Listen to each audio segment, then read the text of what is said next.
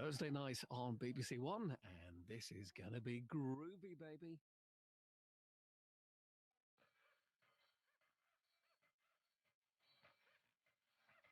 Tonight is the This Week's Summer Special.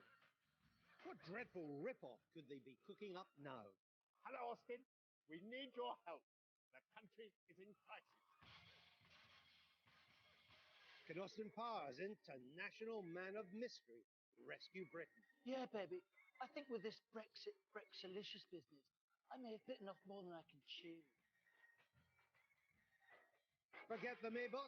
Is our Vanessa Kensington a fembot under the control of Dr. Evil?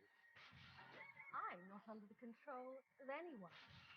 What has become of the lovely Miranda Green? Andrew, get on with it!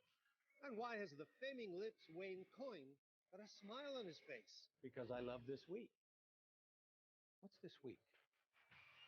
It's the sort of malaise that only the genius possesses, and the insane lament.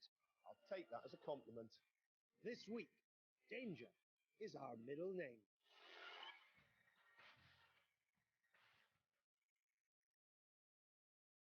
Evening all, welcome to This Week.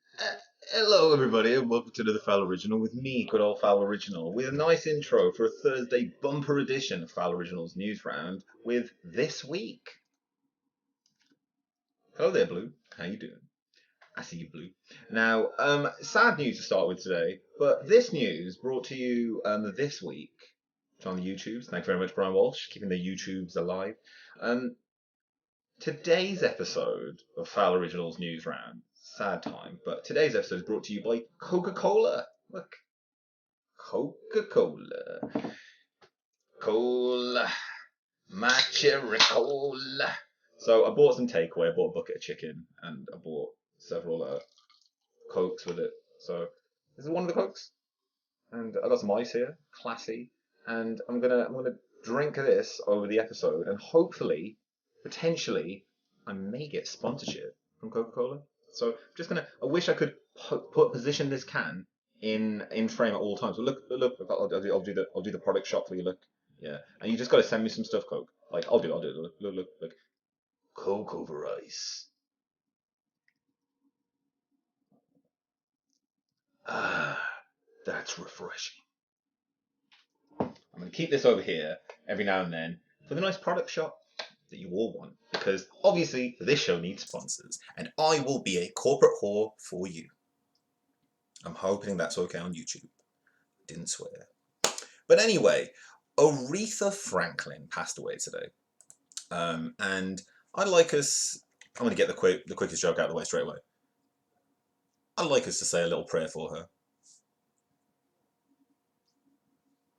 The moment I wake up, when I put on my makeup, I say a little prayer for you. Every morning, forever and ever and ever, forever in my heart, I'll be able to love you. Really like Aretha Franklin. I always have. And it's really sad. I was literally in the garden today. I heard that she had some issues recently. So let's go to the news. Because she did have some. I'm just going to go to BBC. Let's have a look. So and this is bbc.co.uk. And let's transition. So, Aretha Franklin tributes flow in for the Queen of Soul.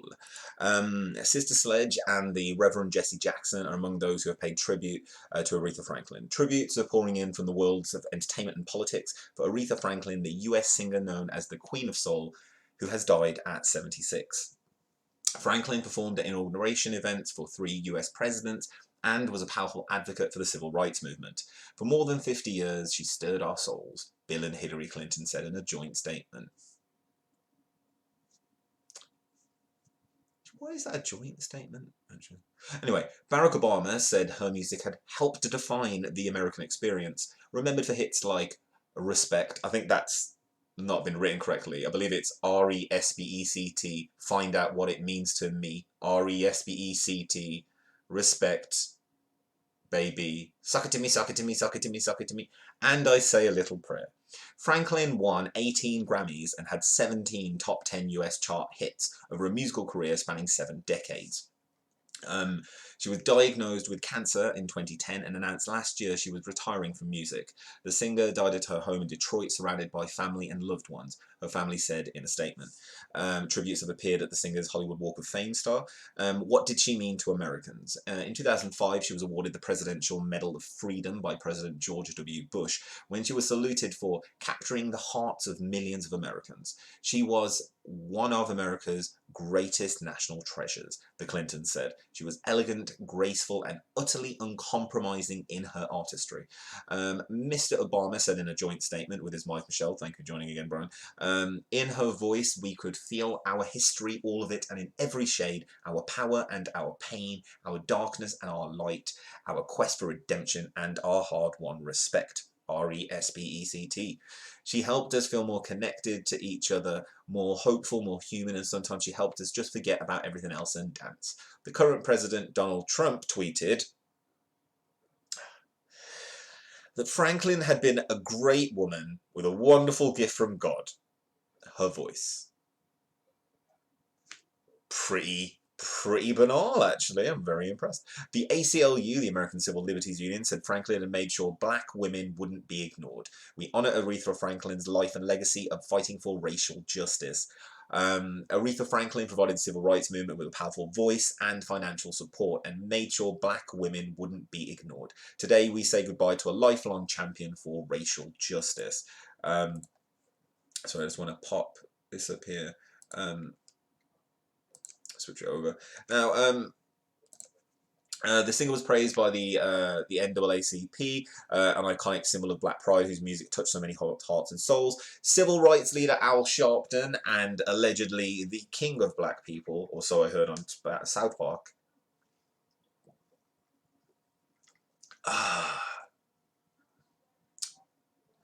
Civil rights leader Al Sharpton said he was deeply saddened by the passing of a beloved friend and queen/warrior, while fellow civil rights figure Jesse Jackson remarked, "Earth has lost a lot of music today." Oh, I'm sorry. I shouldn't laugh at Jesse Jackson, but he's funny. NASA, the US space agency, noted that the asteroid bearing her name would keep on orbiting. It's crazy, she's got an asteroid named after her. We're saddened by the loss of Aretha Franklin. Asteroid 249516, Aretha, found by our NEOWISE mission and named after the singer to commemorate the hashtag Queen of Soul, will keep orbiting beyond Mars. See more details. How did she pass away? Her family confirmed her death had been due to advanced pancreatic cancer of the neuroendocrine type.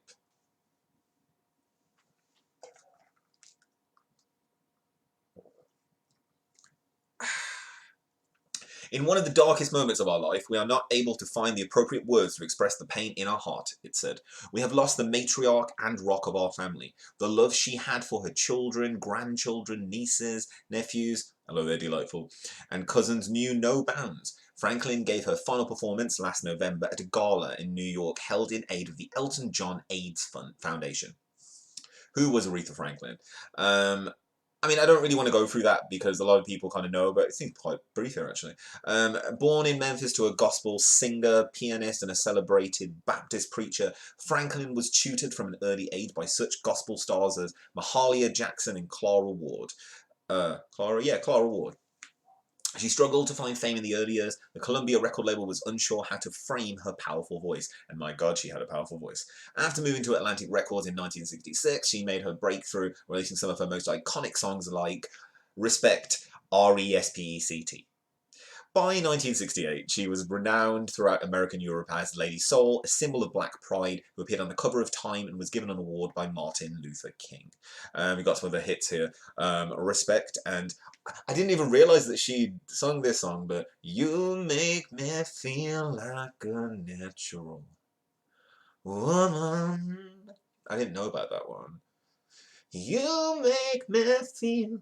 I didn't know, and it's like, it's such a powerful, god damn. Chain of Fools, not heard this song. Think, and I Knew You Were Waiting for Me, a duet with George Michael, #1 in the US and UK in 1987. What is the music world saying? Sir Elton John said she had adored and worshipped her. The loss of Aretha Franklin is a blow for everybody who loves real music. Former Beatle Sir Paul McCartney wrote, "Let's all take a moment to give thanks for the beautiful life of Aretha Franklin, the queen of our souls, who inspired us all for many, many years." Mariah Carey paid tribute on Twitter, calling Franklin an inspiration, mentor, and a friend. A number of other stars, including John Legend, Britney Spears, and Tony Bennett, shared their memories. I got some analysis. And 5 ways Aretha Franklin made history. Even in later years, her performance had the poetry and power to move audiences, including notably Barack Obama, to tears. And you got "Nobody could inhabit a song like Aretha Franklin. You only have to compare Otis Redding's original recording of Respect to Aretha's version to hear it. He is superb. Hers is otherworldly. Even her most thunderous performances retained their humanity, something her shoutier disciples often overlooked." So that's Aretha Franklin. Sad day. Sad day. The day the music died. For realsies. It's crazy. And yeah, rest in peace, Aretha Franklin. Sad day. But we must move on. And as I, again, haven't got stuff ready for the show exactly because of me watching Pulp Fiction. Actually, that feels a bit disrespectful to say that with this image still on the screen. But yeah, because of watching Pulp Fiction, I was unable to. I got the show ready in the sense of I got all the links ready. Aretha, hombre, Aretha. What was I trying to do? I was trying to put on our next segment, which if I can find out. Oh, there we go. And where else are we? Oh, and there we go.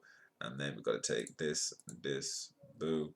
And then where is this thing? What's that? Whoop, there we go. And in other news. So in other news today, we have the story of, like, I want to quickly get through all the funk of what's been going on in the world. So in other news, I'm going to pop this up on the screen. Manchester mosque sermon called for armed jihad, say scholars.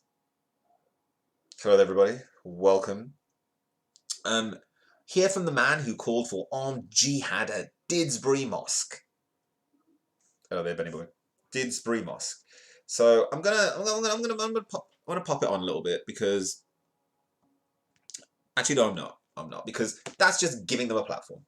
A sermon at the mosque where the Manchester bomber worshipped called for the support of armed jihadist fighters, according to 2 Muslim scholars. Excuse me. Excuse me, everybody. I had a little cold recently. An imam at Didsbury Mosque in December 2016 was recorded praying for victory for our brothers and sisters right now in Aleppo and Syria and Iraq. It's very, very bad. Iraq. Scholars Osama Hassan and Sheikh Rahan said it referred to military jihad. The imam, thank you very much, everybody, Mustafa Groff, says his sermon did not call for armed jihad, and he has never preached radical Islam. The recording the BBC obtained, exactly, and I'm trying to get it all off the camera, guys, trying to get it off the camera. I had to have my sunglasses off to get it fixed. You can't see, though! You can't see, because this is a professional production. This is, look, you can't see, because this is a professional production. Look, I'm back to normal. Anyway, scholars Osama Hassan and Sheikh Rahan said it referred to military jihad. The imam, blah, blah, blah, blah.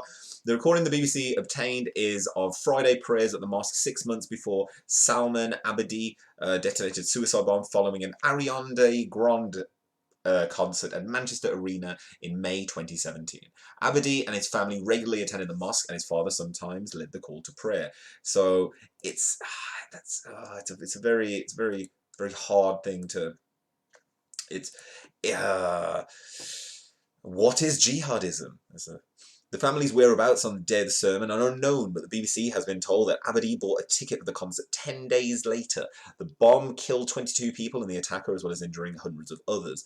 It is also understood at least 5 men who have attended Didsbury Mosque have either travelled to Syria or have been jailed for terrorism offences.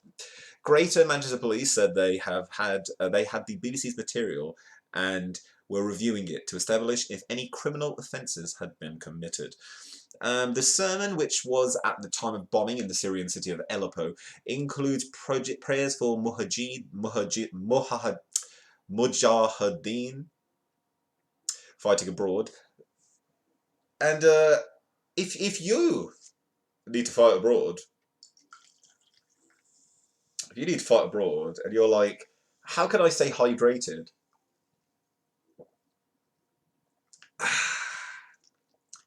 You get yourself a can of Coca-Cola Classic. It's about 95p or something. But you know what? It's good.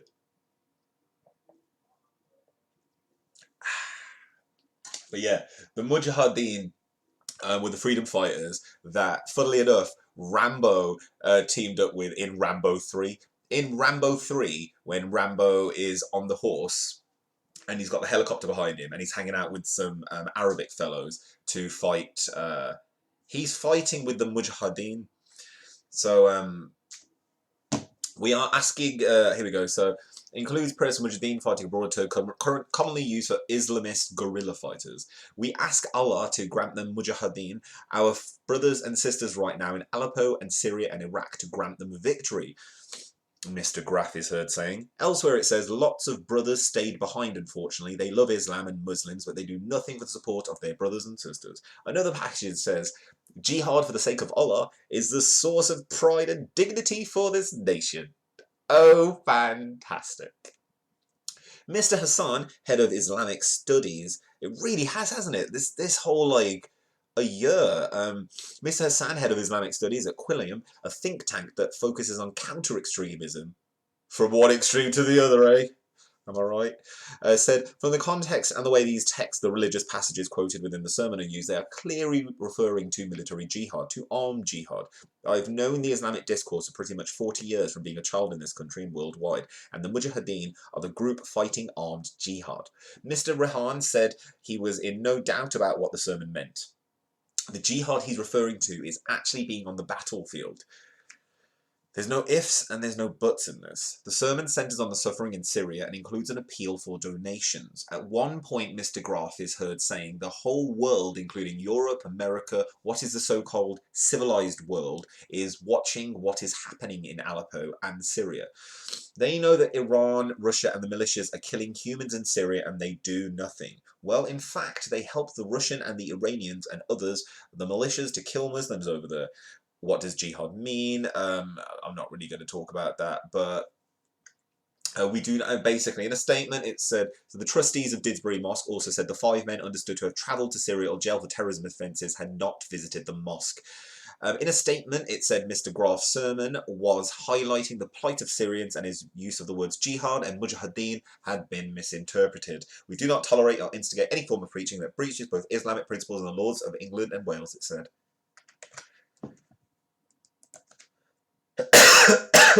Excuse me. Sorry. This Coke is very, very, very good. Unfortunately, if you drink it too fast and you speak a lot,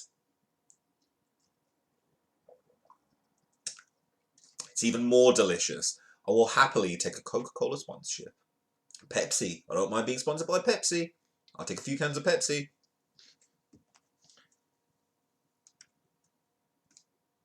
Need to get our sponsorship somewhere. Anyway, I'm going to set it up here so that I have sponsorship on screen all the time. But right now, I have a feeling something fishy is happening. Now, reading through this, believe me, believe you me, bearing in mind that this has taken almost a year and a few months to come out, the full investigation of the Manchester mosque, of the Manchester bombing. There has been, I went to Manchester recently, in straw man argument, I went to Manchester recently, and the second that I got into Manchester, I was walking around wearing my sunglasses, talking to myself on my phone, and I remember thinking, like,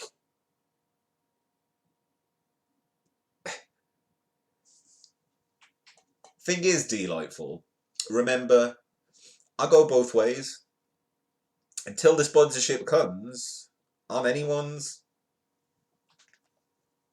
I'll even drink a frickin' tab. But I will not drink a Bud Light. Speaking about the sermon, though, I mean, I kind of... Like, it feels like a lot has probably been left from this. It feels like there's been a lot of investigation done after the fact. And I don't feel fully satisfied in what has happened here. And it doesn't necessarily feel like... It feels like there's something being covered up here. Maybe not extremism, but... Maybe not extremism, but potentially just like looking the other way. It's just crazy that potentially there are intelligence agencies that have a lot of gathered information about potential terrorists and that they don't act on it. Like, it doesn't really say, like, the family's whereabouts on the day of the sermon are unknown, but like, it's a very interesting kind of... Like, if you look at the guy's face, right, have I got him up on? You look at his face, and I'm not going to be like, look at his face and does he look guilty? But I mean, it doesn't necessarily seem like he's totally fazed by this. And that I've been, again, straw man argument, I remember being in a sermon in the Central Mosque, in Burns. And this was several years ago, so I'm not saying like... I have no allegiance to any kind of ideology, but the ideology of the almighty dollar. If you would like to help me out, Coca-Cola, go for it.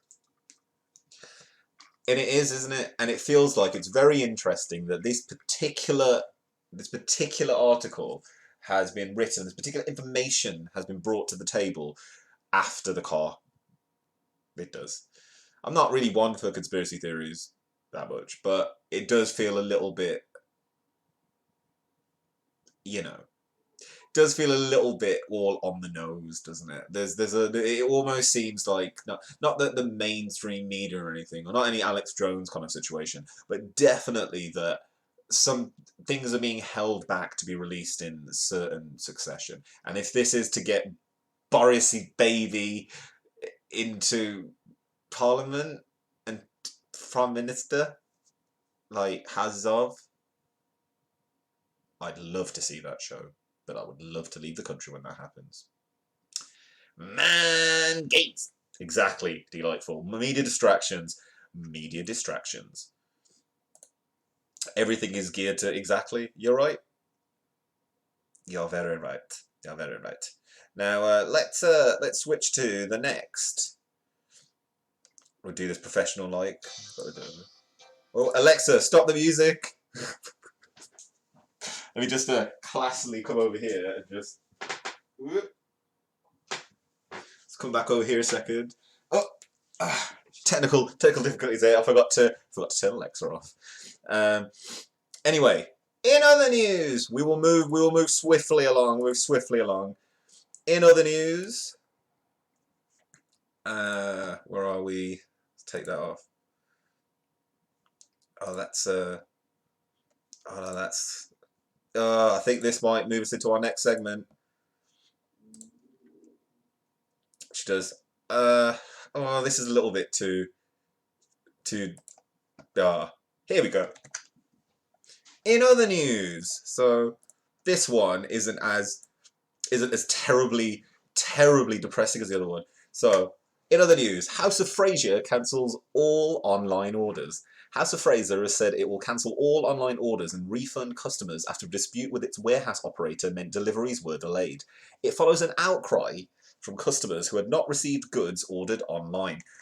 Its warehouse operator, XPO Logistics, stopped processing orders late last week because of a payment dispute. So, House of Fraser weren't paying their bills. House of Fraser has told over 1,000 suppliers it will not pay money owed before 10th of August when Sports Direct bought the chain out of administration. How crazy is that? Like, I just want to say, how freaking crazy is that? Sports Direct bought the House of Fraser chain of stores out of administration. How insane is that? Like, how insane is that? Like, I'm really...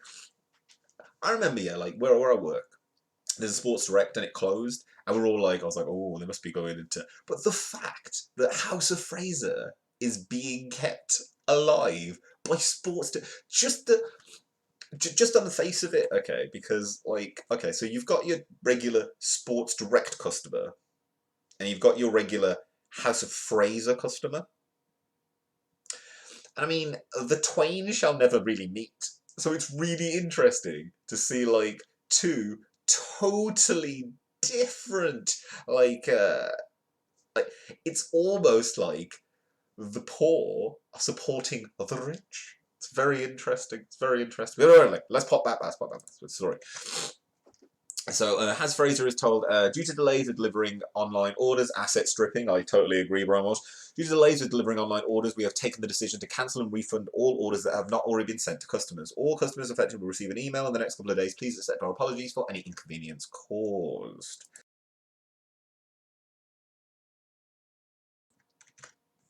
On Wednesday, hello, living the dream. Ashley has his fingers in many pies. It's true. I fear for our kids, I fear for them too. Hello there, living the dream. On Wednesday, House of Fraser was forced to take its website down as deliveries began to back up. XPO operates 2 warehouses in Northamptonshire and Buckinghamshire that handle all of House of Fraser's deliveries to customers as well as stores. Ashley must pay House of Fraser suppliers. It's among a number of suppliers to have taken actions against... Actually, as negotiations over payment continue with the department store chain. According to reports, fashion brands Jigsaw and Karen Millen have removed some stock from their House of Fraser concessions. That's really crazy as well. Which is the craziest part of this is, Sports Direct is not legally obliged to pay suppliers money owed before its £90 million buyout, as their debts were part of the administration. However, businessman Philip Day, who also wanted to pay out the House of Fraser, has said Mr. Ashley should pay suppliers who are said to be owed £70 million in full. Sports Direct, which bought the chain just hours after it went bust, has said it wants to restore the right level of ongoing relationships with its brand. What the hell does that even mean? Owner Mike Ashley has also vowed to keep open the bulk of the 59 House of Fraser stores. Sports Direct already held an 11% stake in the group, which have been intending to close 31 shops under a now abandoned restructuring plan. So basically, yeah, they said, we're not going to pay the delivery company whatsoever the money owed to them. But yeah, it's cool because that was all part of the administration that, like, we weren't really a part of. We bought it, like, the second that you just kind of zipped out. Very, very, very, very, very interesting. In other news, and I love this story. I freaking love this story. Let's just whack this story up. Sweden Muslim, I think it's Swedish, should it be? A Sweden Muslim woman who refused handshake at job interview wins case. Ms. Al-Hejja, I'm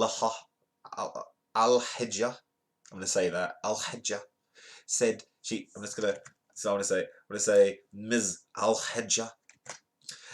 Ms. Al-Hejja said she brought the case on behalf of others who could find themselves in the same position.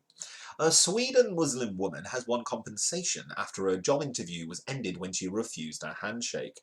Farah Al-Hejja, 24, was applying for a job as an interpreter. When she declined to shake the hand of a male interviewer for religious reasons. She placed her hand over her heart in greeting instead. So instead of shaking the hand, she did this, which to me is like, check out my boob. Check out my boob. That's what it feels like to me. But anyway, the Swedish Labour Court ruled the company had discriminated against her and ordered it to pay 40,000 kronor, $4,350 or £3,420 in compensation. Or 3,420 out of some Poundland. Some Muslims avoid physical contact with members of the opposite sex, except for those in their immediate family. That sounds wrong. However, handshakes are traditional in Europe. Additionally, anti-discrimination legislation may forbid companies and public bodies from treating people differently because of their gender. It's good. Is it easy to get a job as an Adam or Mohammed? Like, I like that. That's a fun story. Sweden's Discrimination Ombudsman Office, which represented 24-year-old Ms. Alhaja, said the judgment had taken into account the employer's interests, the individual's right to bodily integrity, and the importance of the state to maintain protection for religious freedom. What were the grounds for the ruling? The interpreting company in Ms. Alhaja's hometown of Uppsala. You're really pushing me here, news. You're pushing me here, news. Had argued that its staff were required to treat men and women equally and could not allow a staff member to refuse a handshake based on gender. But the discrimination ombudsman said she had tried to avoid upsetting anyone by placing her hand over her heart when greeting both men and women. Sweden's Labour Court found the company was justified in demanding equal treatment for both sexes, but not in demanding that it be in the form of a handshake only. Mr. Moa, you're close. You're close. I will figure out how to get the chat up on both of these. Mr. Moa says, just slap her ass and tell her to make you a sandwich, duh. Why does everyone leave the thinking to me? The interpreting company in Miss Alhaja's home of Uppsala has argued that blah blah blah blah blah blah. We've read all that. Sweden's Labour Court, however, refusal to shake hands on religious grounds was protected by the European Convention on Human Rights, it said, and the company's policy in demanding a specific greeting was detrimental to Muslims. The court also disagreed with the firm's assertion that Ms. Alhaja's approach to greetings would cause a problem for effective communication as an interpreter. However, the judges were divided over the case, with 3 supporting Ms. Alhaja's claim and 2 voting against it. It was really, really close. What did Ms. Alhaja say? Exactly what did she say? Well, she said, no one's talking about her. After the judgment, Ms. Alhaja told the BBC she believed it was important to never get in. She's John Cena. That's why I know she doesn't want anyone to see her. She's John Cena. When convinced that one is in the right, even as a member of a minority group. A little bit pretentious. I believe in God, which is... I believe in God, which is very rare in Sweden, and I should be able to do that and be accepted as long as I'm not hurting anyone, she said. In my country, you cannot treat women and men differently. I respect that. That's why I don't have any physical contact with men or with women. I can live by the rules of my religion and also at the same time follow the rules of the country that I live in, she added. She had complained about her treatment to the Discrimination Ombudsman's Office, which said that the difficult issue was important enough to go to a court for judgment. Europe's handshake rows. Well, these are going on all the time. In 2016, a Swiss school's decision to exempt 2 Muslim boys from shaking both male and female teachers' hands after they refused to shake the hand of a female teacher caused uproar and led to the family citizenship process being suspended. I remember that. And in April, an Algerian woman was denied French citizenship after refusing to shake the hand of an official during her citizenship ceremony. What is it with people and wanting handshakes around here? What is it? Yeah, because you don't need a handshake. Just have yourself a nice can of Coca-Cola Classic with ice and a straw. Always Coca-Cola. Anyway, it's maybe like the hug thing. Some people lean into hug everyone and some people aren't into it and shrink away. Handshake, loyalty, respect. It's true, isn't it? Word life. This is basic thugonomics. It is maybe like the hug thing. Some people lean into hug everyone and some people aren't into it and shrink away. But religion is the issue in the story, isn't it? A shame. I have shaking hands. People don't. Oh, I hate shaking people's hands. They don't wash their hands these days. It's true. People don't wash their hands these days. I constantly wash my hands. I probably have OCD, but I wash my hands all the time. So yeah. And anyway, I always have my hand gel. Sounds wrong. Sounds wrong. Just gonna say, sounds wrong. Anyway, in other news. Now, this to me is a funny story. Okay. It might not be a funny story to everyone. So what I'm trying to say is, I might giggle but, you know, it's because to me it sounds funny. All right. In other news, 2 Birmingham mosques attacked with catapults.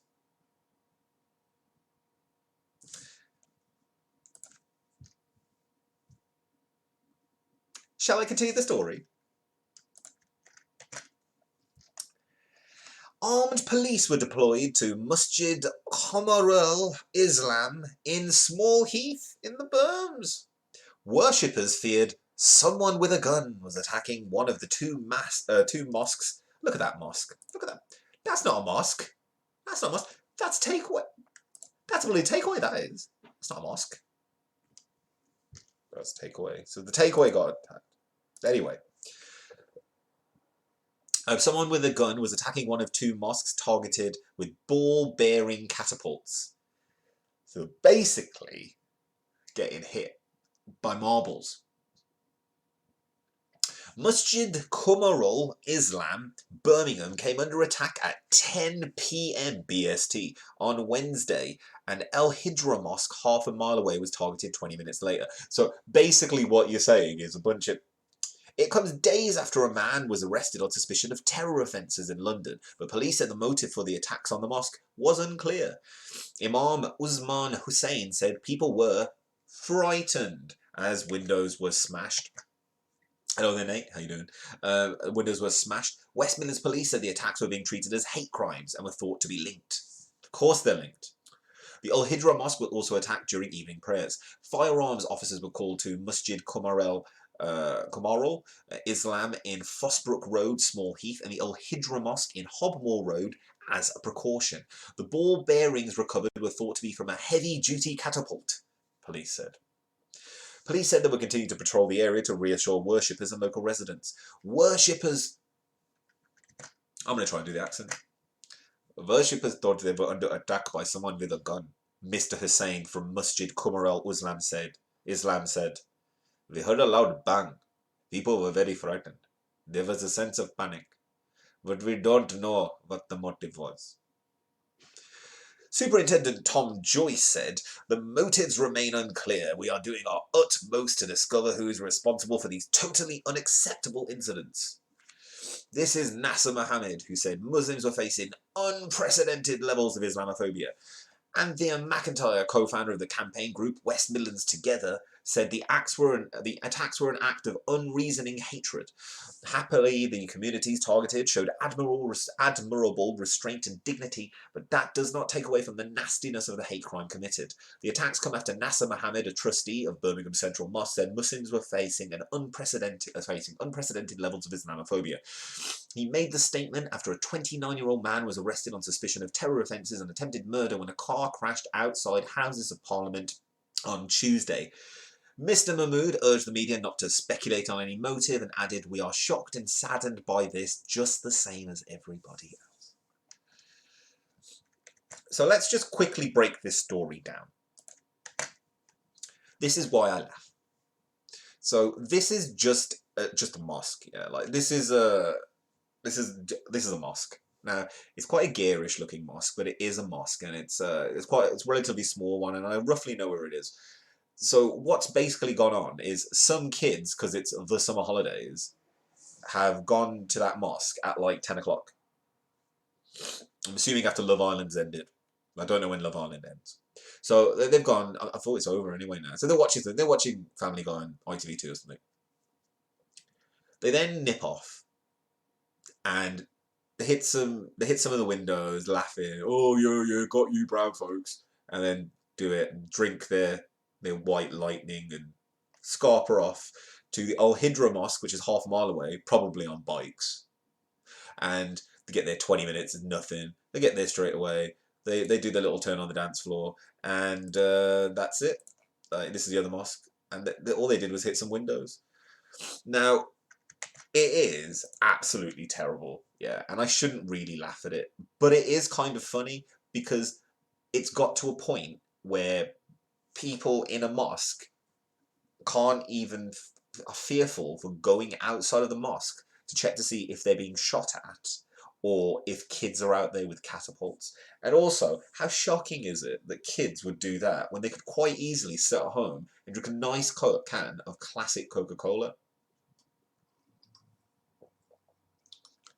Always Coca-Cola. But they could do that, yeah. What are they doing that for? Why are they going out ball bearings and stuff? And you know what the real kicker would be? What if that was some kids that were kicked out of the mosque because they were messing about, and they were out there just messing about?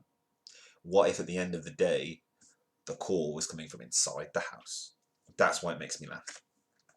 And I know it's not that funny, but it made me laugh when I read it.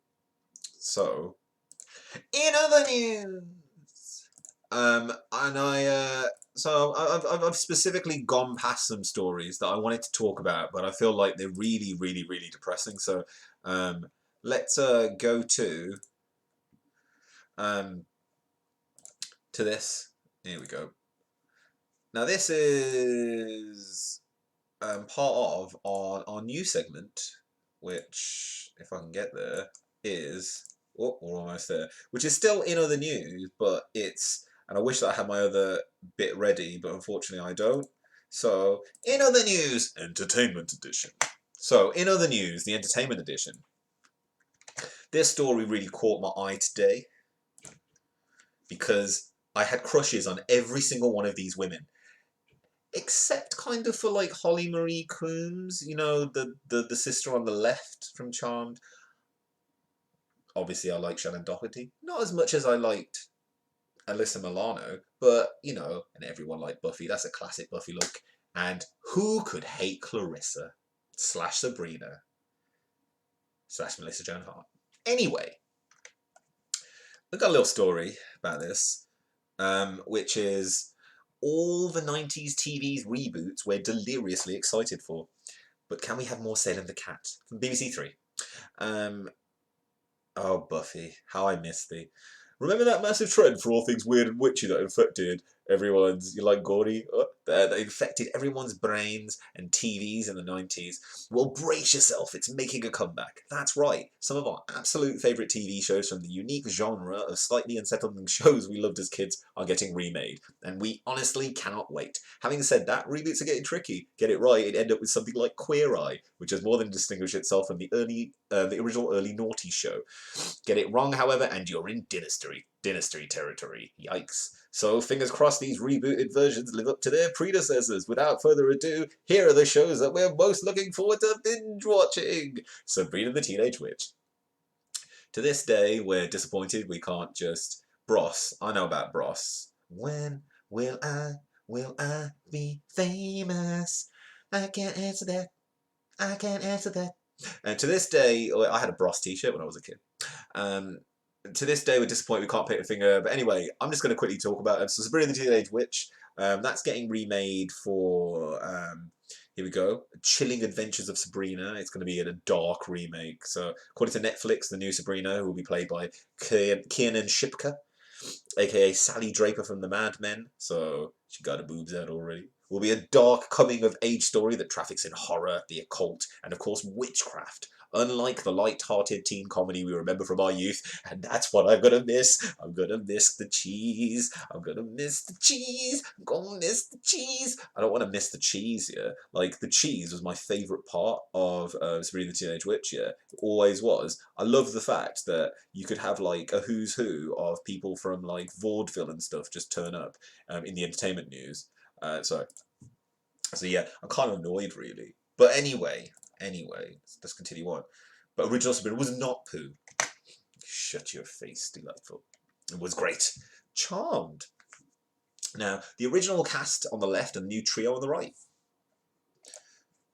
Can we make that picture bigger? We can't. So this time, as you can see, there is a slight difference in the sisters. Yvonne, someone did say cheese. The long-awaited Charmed reboot is finally coming out in October, and we're counting down the days. The remake is going to be led by mainly... How is this even a word? A Latinx? Latino and Latina cast. What is the difference? Yvonne, can you help me here? What is the difference between a Latinx? Do you hear this before? I've got a little bit of a cold at the moment. Is it like a Kleenex? But damn! Don't be making fun of my shows. Anyway, I don't get a red team at these. Haven't seen it. I really like Charmed. Anyway, the long-awaited Charmed reboot is finally coming out. The remake, yet the Charmed revival, which is being produced by the CW network in the US, is not without its controversies. The idea of a reboot started as far back as 2013. And over the years, while they wish the new project well, some stars in the original show have criticised how the reboot has been produced and promoted. And then Holly Marie Combs. I guess we forgot to do that the first go around. Humph. Charmed reboot gets CW pilot order, adds feminist storyline. I don't know what it is. Latinx, Latino, and Latina. Like, what is the difference between there? Isn't Latino? Oh, I'm so stupid. A Latina is lady, and a Latino is the man of the Mexican. So I'm guessing it's an old Mexican remake. Kind of like, yes, we did, Hansa. Yes, we did. But anyway, let's get back to the story. We do the news every night, Hansa. Except for tomorrow. Back on Monday. We'll be having the weekly wrestling recaps happening as well. The idea of the reboot started, and then Shay, I'd watch the heck out of it, TBH.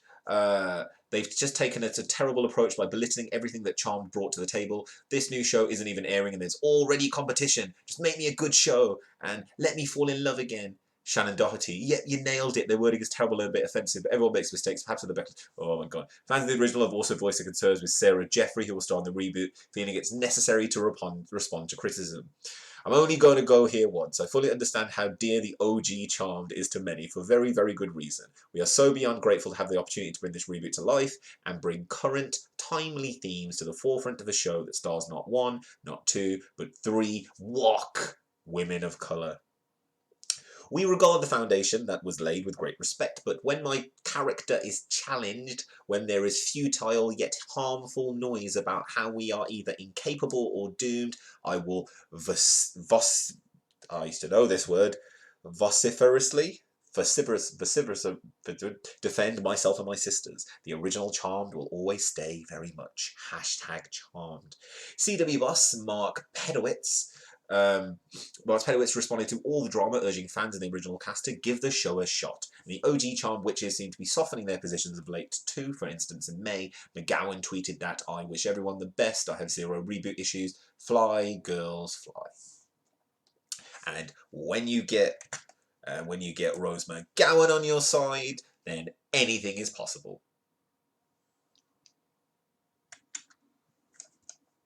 Please don't hold me down, Rose McGowan. I did like you, and I still kind of do, but I would not want to even try to even ask for a date. I respect you. Me too. Anyway, Buffy the Vampire Slayer. It's been 21 years since the original first episode premiered. Geez, how long? Oh, look at them. Oh. I loved Buffy the Vampire. I bloody loved Buffy the... You know what? Yeah. Buffy the Vampire Slayer is good, but it's not as good as a can of classic Coca-Cola with ice. But it's still really good.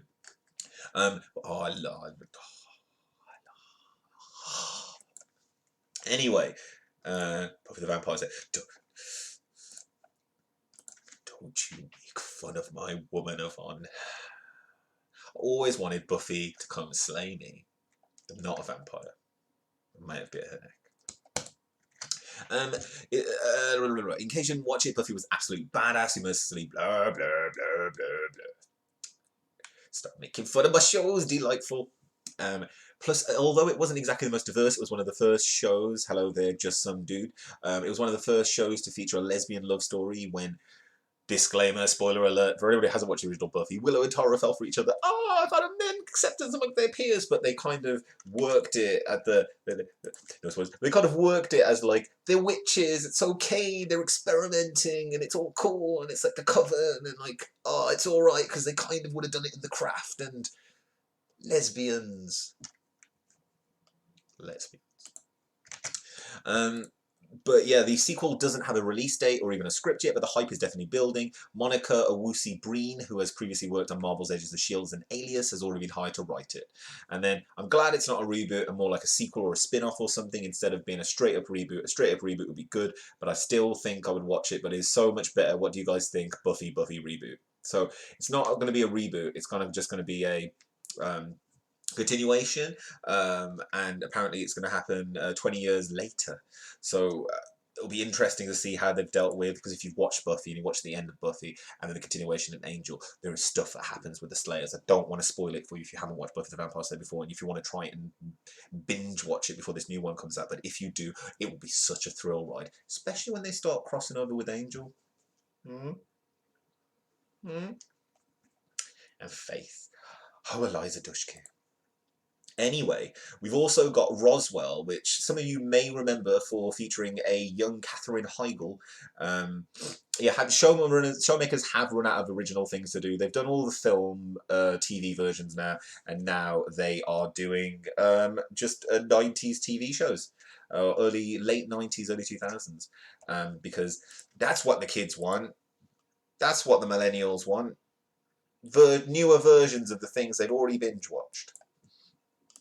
Roswell, I don't know why Roswell's getting remade. It's apparent, like, the trailer mostly focuses on the relationship, but its creator Karina Adley Mackenzie apparently commented that the storyline was inspired by the election of US President Donald Trump. I don't really know what it's even. The Mexican, I don't even care. It's weird. But also, na na na na na na na na na. Na na na na na na na na. Clarissa explains it all. I'm so nostalgic already, Yvonne. Like, it's crazy. Yeah, you love on YouTube. Yes, I am, Hansa. We love on YouTube as well. It's weird, yeah. Like, it's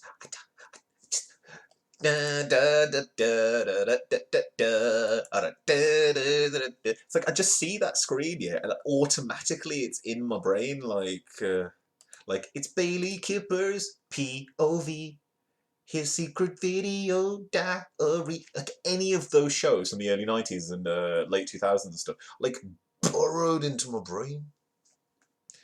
They were great. I'm a little bit worried about this one because I don't really understand. Clarissa was Nickelodeon's first show to have a female lead, and boy was it good. I mean, a lot of these were Nick shows that, like, because these come on Nickelodeon, I didn't have cable when I was, like, a child. Whenever they came on TV, I'd, like, record them, so they'd come on, like, weird times on Channel 4 normally, or whenever they would, wherever they'd come. I think Clarissa Explains It All was actually on BBC One, but I'd just record them whenever they were and then try and watch them through. Kind of like how the internet works now. It's like, you can't get to watch a show, you just download it. I'd have to record it. Very, very adept at programming the VCR. We've got a Cards Against Humanity joke. Melissa is apparently coming back to reprise her role as Clarissa for the grown-up reboot, which is said to be show her dealing with her family life and motherhood. Now, she did a show before called Melissa and Joey. If anyone's ever seen Melissa and Joey, it's pretty bad. It's pretty bad. She plays like, she's not Clarissa, but she's Melissa Joan Hart, and it's gone for several seasons. I think it's just because it's Clarissa, but like Melissa Joan Hart, but she still got it. And I guess if it's her talking about her family and stuff, like, it could work. It could work. And as long as it keeps that weird kind of kooky. I loved it because it was a proper, like, old school sitcom as well. Sam, oh hi Sam, and boy is just getting into your daughter's bedroom every night with a ladder that you leave outside. If anything, that's a security risk. That is an actual security risk, yeah. Like, generically a security risk. Yeah, Sam's gonna come there somewhere now and then. Well, what if, like, Sam turns up one day? The story where Clarissa Explains It All about the man who touched her. Easy access to her bedroom. She just wakes up. Oh, hi, Sam. You're not Sam. You're not Sam. This show has descended into insanity. Now we're coming up to the end of our time, so we got time for one more in other news, and then we'll end out with, as we always do, the ending of the show, which will be. Let's see what in other news we've got. Okay. I'd like to just quickly brush through these ones as fast as I can then, because I still feel like this is a pretty interesting story. Lena Dunham marks 9 months since hysterectomy. 90s TV. Oof, I love 90s TV. Me do it on. Lena Dunham marked 9 months since having a full hysterectomy. Oh god! Since having a full hysterectomy, by sharing 3 nude selfies on her Instagram. The girl star, who had the surgery at 31, revealed she'd been battling endometriosis for a decade in February. Endometriosis is a condition that affects 1 in 10 women in the UK and can cause heavy periods, fatigue, bowel and bladder problems, and infertility. I've never celebrated the 9-month anniversary of anything, Lena wrote. I realised last night why that number feels so funny. I won't ever do it the way I planned to. In one of the photos, Lena also showed an R.I.P. Judy tattoo, which is a name Lena says she and her friend gave her uterus. Today I give thanks for Judy, for her graceful exit, and for this body, which is stronger than I've ever given it credit for, she added. Happy giving birth to myself day. Gillian was diagnosed with endometriosis at 23. Gillian Necker, 25, has endometriosis and heavy menstrual bleeding, a condition that meant she was having 14-day periods from the age of 11. She told Newsbeat she considered having a hysterectomy, an operation to remove the womb, after having surgery to try to ease her symptoms, which wasn't entirely successful. I started to think, well, why don't I have a hysterectomy and stop it all, because I can't keep living like this. I can't. Endometriosis. I can't go through surgery, go through the pain of it, the absolute mental fatigue and exhaustion of surgery, and then not have a result. Different for every woman. While a hysterectomy may not be the right decision for some women, the operation itself is a controversial issue. A hysterectomy is not a cure for endometriosis, said Emma Cox, chief executive at Endometriosis UK. While it's different for every organ, I don't want to be showing that kind of stuff on here. This is a family show. So I wanted to talk about it because it's really weird. And also, in other news, entertainment edition, celebrities warn over social media ads. Former reality TV star Stephanie Davis. I'm just going to show you a picture of Stephanie Davis. Oh. That's Stephanie Davis.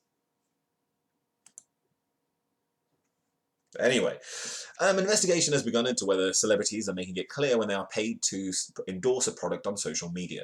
The UK competitions watchdog has written to a number of influencers, including household names, to question how they operate. These people, often with millions of social media followers, should make any commissioned posts immediately clear. The regulator said it would name anyone found to be flouting the rules. The Competition and Markets Authority, CMA, has not released the names of celebrities thought to be in double figures, who have contacted as yet, but a string of well-known people who have been admonished by the UK's advertising watchdog in recent times. Recent cases where the Advertising Standards Authority has intervened include a photo of some vitamins from lifestyle company Convit, along with a promotion code posted by former reality TV star Stephanie Davis. The ASA said it was not clear that it was an advert. A post by the makeup blogger Shake Beauty on Instagram promoting flat tummy tea that did not make clear she was being paid by the drinks company.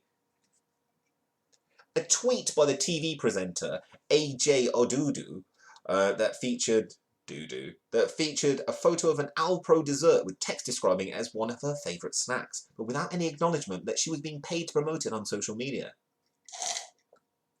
A video uploaded by Made in Chelsea TV star Millie McIntosh advertising a Britvic drink that used #SP, referring to sponsored post, to identify its nature. The ASA said it did not think consumers would realise what the hashtag meant. Coke ain't paying me for this. I just wanted a glass of Coke. But if you did pay me, I'd tell everyone about it. I'd tell them all. Coca-Cola Company. I know where you live. You're in Uxbridge. Your address is on the back of the can.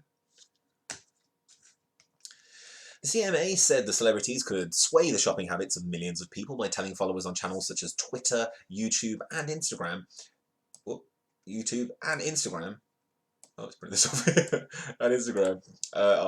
This is on Instagram, where they have been on holiday, what they wear, what products they use, or which books they read. Consumer protection regulations state that anyone should make it clear in editorial content at first sight if they have been paid or awarded in some way. The risk is that consumers might be more likely to place their trust in a product if they think it has the personal recommendation of someone they admire without realising the post is part of a commercial agreement. It is really important that they are clearly told whether a celebrity is promoting a product because they have bought it themselves or because they have been paid or thanked in some way by the brand, says George Lusty, Senior Director at CMA.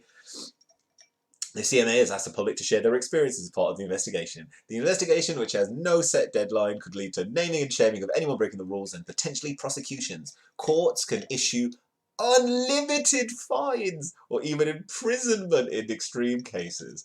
Dozens of celebrities were warned about endorsing products on social media when the CMA took action against an intermediary in 2016. So yeah, basically, if you're gonna do it, Coke, you need to let me know in advance so that I can tell everyone, because otherwise I can't. They're not paying me yet. Because send me Coke cans, I'll take it. I'll take Coke. Actually, no. Done this before. Just Eat almost offered me something. I remember going like, oh, no. Anyway, in other news, so Rod Stewart's auctions furniture and Essex sale. We're going to blast through some of these. So Rod Stewart is having a good old-fashioned clear out and auctioning off some of his furniture. Fans of the Maggie May singer, who owns a mansion in Shearing near Harlow, could own items like a leopard print armchair or the figure of a banjo player. The items are auctioned by Saunders Fine Art of Stansted, Montfichet, Essex, in a sale which could raise up to £40,000 in September. A spokesman said, "It was all very rock and roll."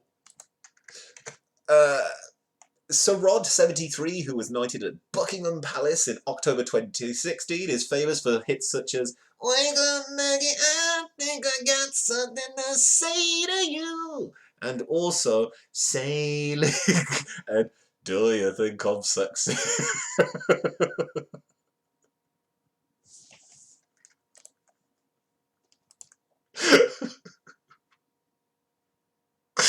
Oh, I'm very sorry, yeah. I'm very, very sorry. That was my, that's my one Tonight Show allowed, like, in my whole career. I think that'll be like, do the news. That's the, oh, look, he's laughing. Isn't it so funny? So, yeah, it is all the kids he has. And Rod Stewart, the sale, which takes place on September the 11th. Includes items with estimates ranging from £60 to £3,000. The collection of more than 60 lots includes look at this, includes a pair of gilt bronze mounted side tables estimated at £2,000 to £3,000 a pair, of late 19th century pier mirrors estimated at £2,000 to £3,000, and a set of 4 gilt bronze 2-branch wall lights estimated at £800 to £1,200. Look at that. Also for sale is a gold-plated spelter figure of a banjo player. John Black, one of the directors of Saunders, said it was genuinely nice to get the phone call. He wanted a local company. It's really good decorative house furniture, nice tables and wall lights. It's all very rock and roll. Oh God. This is exactly, it's amazing news. It's just so funny.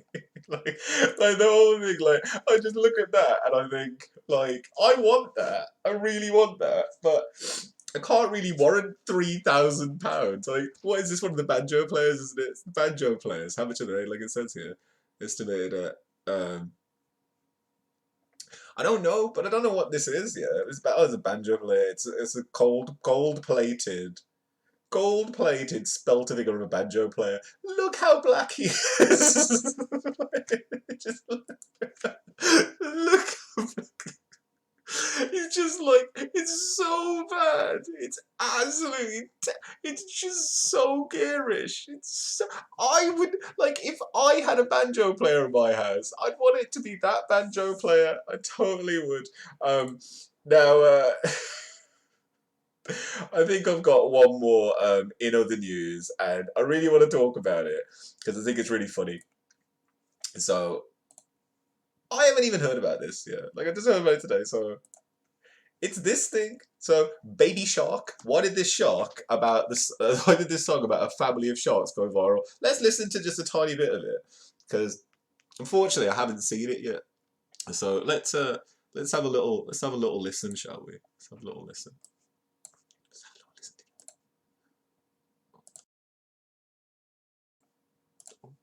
Here we go. Baby shark do do do do, baby shark do do do do, baby shark do do do do, baby shark. Mommy shark do do do do, mommy shark do do do do, mommy shark do do do do, mommy shark.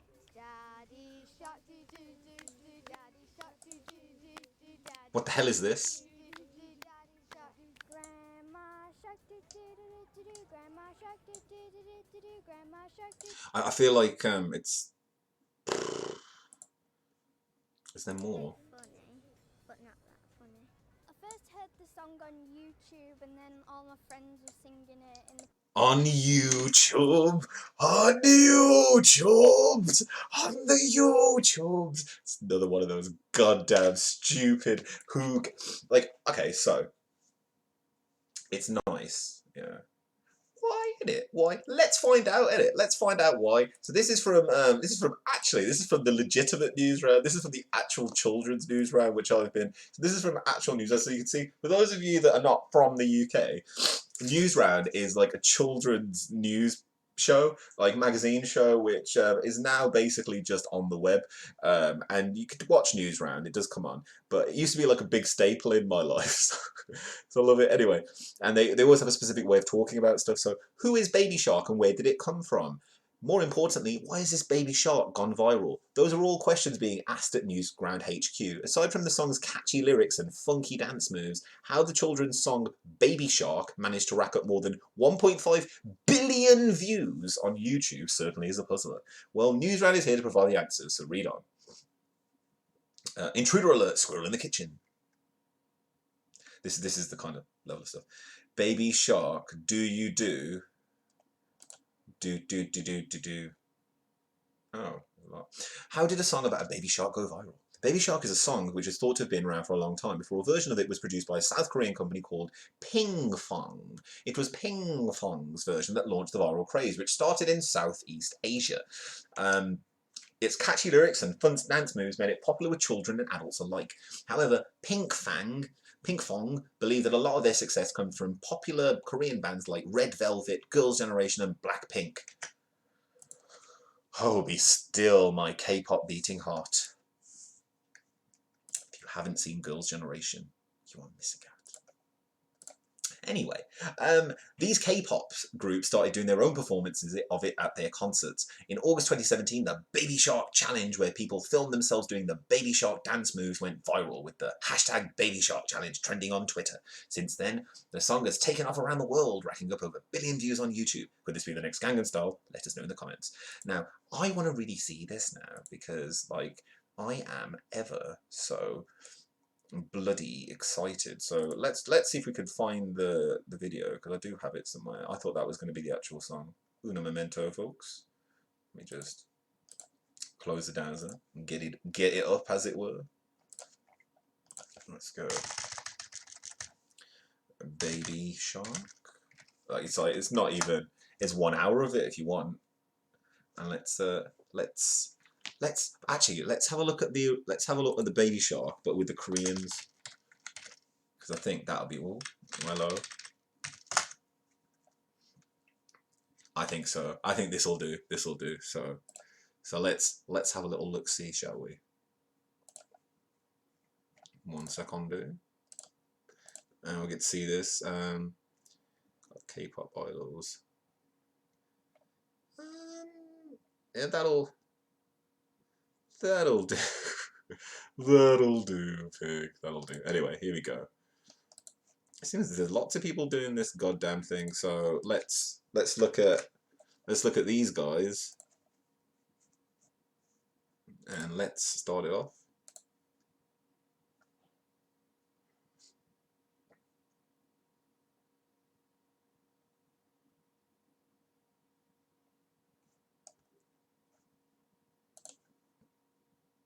Dong.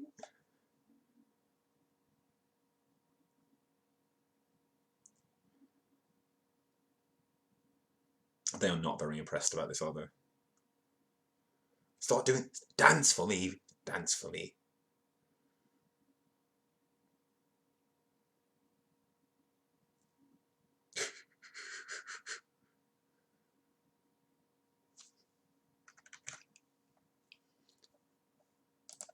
What the hell's going on?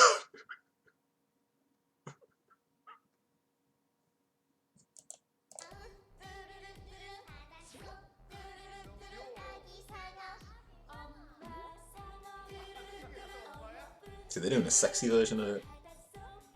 Oh? So I can get down with this version.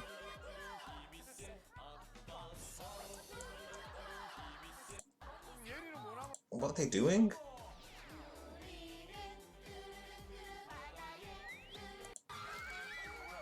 Oh no, the sharks are here to get us.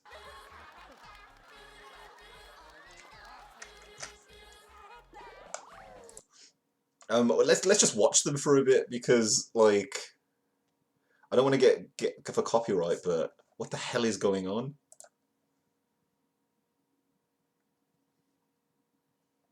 Yeah, oh yeah. Oh, started again. I want to show you guys the beginning of this, because like they know it straight away. Like straight away. This is why the people try to swim with the sharks. This isn't just why the people try to swim with the sharks. This is why people don't like sharks anymore. This is why Shark Week has become a joke. But anyway, that was absolutely hilarious. And so our last bit of news then, actually, for the end of the night, let's wrap it up. And that is this bit of news, which I thought was hilarious, and I'm going to briefly talk about it as an Asian man myself. British Asian families debate cultural stereotypes. And let's just play the bloody video, shall we? My friends are like, that's all we see on TV. Either you Asian people are shopkeepers or terrorists. Asians in Birmingham do not dress like that. People could relate that guy to me, and I don't want to be associated with him.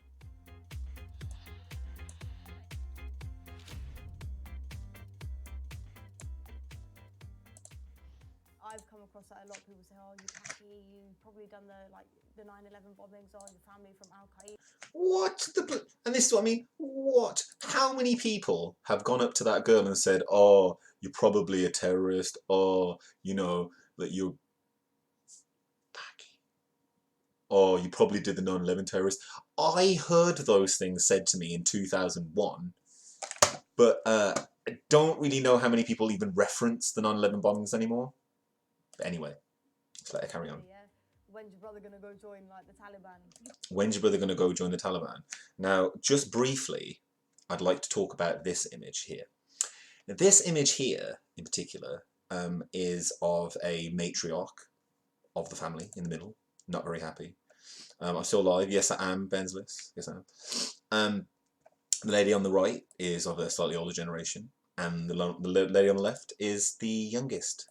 Look at the contouring. Topics like that, and portray an image that's not true. If someone thought that that's how I live, then I'd be offended. Quick, quick, not time to cook them. They will plump in my stomach. Let's have a look. Ooh, hello, beautiful. No ring, I see. So you are only arranged to be married. Oh, did you see that? Did you see that? Did you see? Oh, did you? Oh, sorry, I just want to briefly, so this is why I want to talk about this, yeah. So, whoop, not yet. Did you see that, like, so, whoop, not that one. Oh no, it's all going wrong. Wait a second. Here we go. Oh, not that one. Oh, god damn it. Oh, there we go. That one.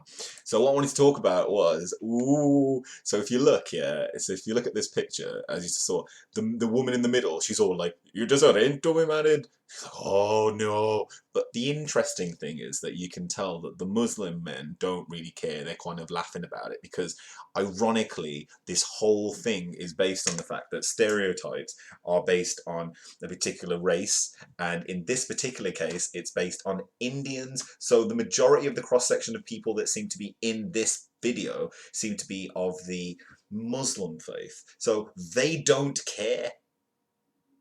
They think it's all funny because they would laugh at that kind of stereotype anyway. So it's a bit of a weird picture, but I just want to quickly finish the video because this whole reaction thing. I'll tell everybody you are untouchable. Look at her.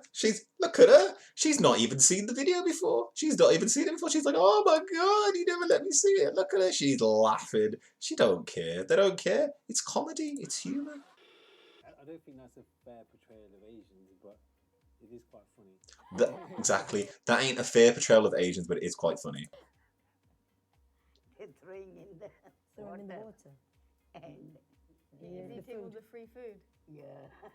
Is that what Indian men do? Go to parties and eat all the free food. That's what I mean. It's like, is that what Indian men do? Do they go to the parties and eat all the free food? Yes, they do. Yes, they do.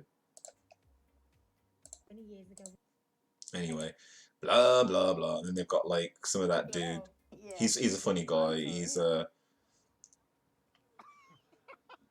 they're all laughing at it because the thing is, the stereotypes are based on comedy of people that they will know anyway. So these people, these stereotypes exist particularly because the stereotypes are from probably Asian people now. Like if you look at something like Citizen Khan, and they have now gone on to become massive juggernauts because it's that whole, well, everybody knows a Citizen Khan. Everybody knows they know these people. So anyway. Let's then end the show for tonight. I'd like to thank you very much. This bumper hour-long edition ended up becoming a almost hour and a half long show. But thank you all for joining me. I'll be back with another Fowl Originals.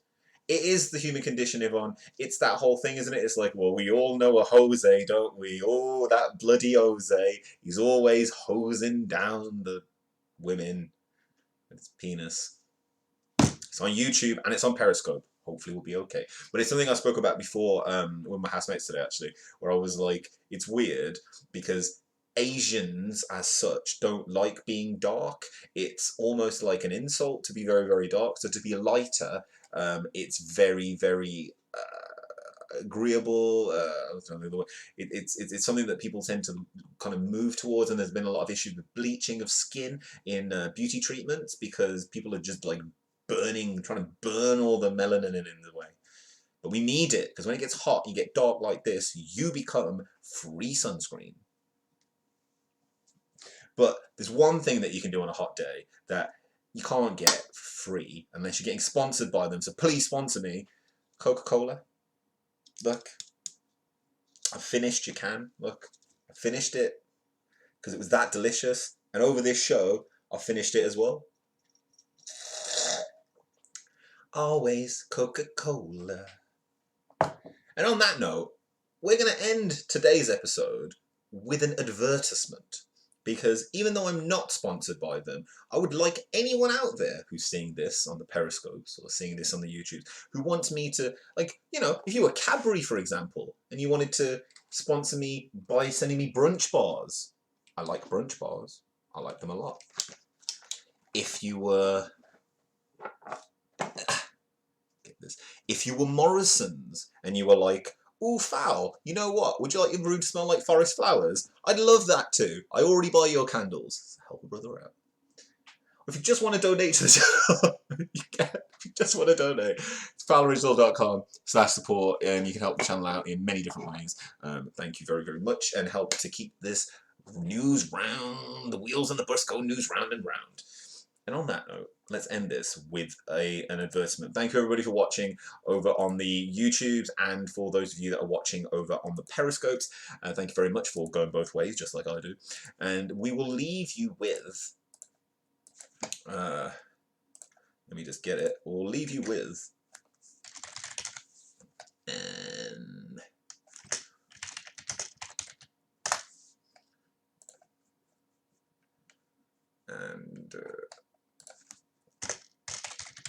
leave you with some of my boys. I'd love to meet them. I would love to meet them. But, where are we? Need something with a bit of time on it. Here we go. So, as we end the show, I'd like to thank everyone for joining this evening, and feel free to send me stuff for further episodes as we move along next week. The next episode will be happening on... the first episode will be happening on... oh, there we go. Yeah, the first episode will be happening on Monday again. We've got loads of wrestling happening this weekend, so if you like wrestling, then we're going to have a Follow Friday follow train going out any minute now. I'm going to be sending that out to the wrestling community, and if there's anyone who wants to watch that, I'm going to be doing NXT TakeOver on Saturday night. That's going to be live at 1 AM or thereabouts, 12:30. I find out exactly when that starts. And we're also going to be doing SummerSlam. But for now, let me leave you with this as we end the show for this week with our new sponsor. Not really, but I wish that they were. Coca-Cola. Now, if you want to help the show out and you want to help me out, because I need the money because I'm poor. And you could see me trying to shill that Coke the whole time I was here. A can of Coke is worth 2 in the bush. And I would happily take a donation of any kind. Go to fowloriginal.com/support. You can also help me on Patreon. I'll be fixing up the Patreon tomorrow. That's what I'm doing tomorrow. Fix up the Patreon. And if you like this content, please share it out to the people that you think would like it too. Because I like it, and I like you, and I'd like you to like me, and tell other people how much you like me, because then they'll like me more, and then that means that first you get the followers, then you get the Coca-Cola, then you get the money, then you get the women, then you get the power.